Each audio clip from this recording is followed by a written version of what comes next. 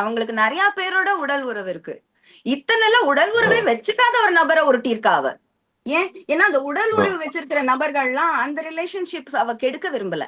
இது ஒரு easy relationship. Big பாஸ்க்காக இதை தூக்கி போடலாம். பிக் பாஸ்க்காக she just threw one of her friends under the bus.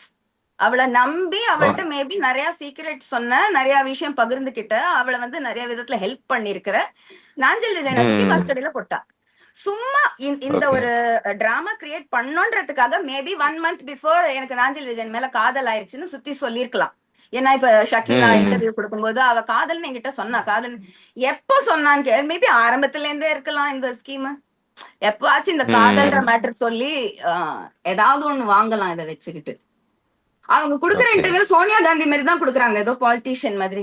எப்படி இருக்கீங்க, வணக்கம், நான் விபூதி தான் இட்டுப்பேன். அவுத்து போட்டு எத்தனை வீடியோஸ் போட்டிருப்பாங்க, ரீல்ஸ் போட்டிருப்பாங்க.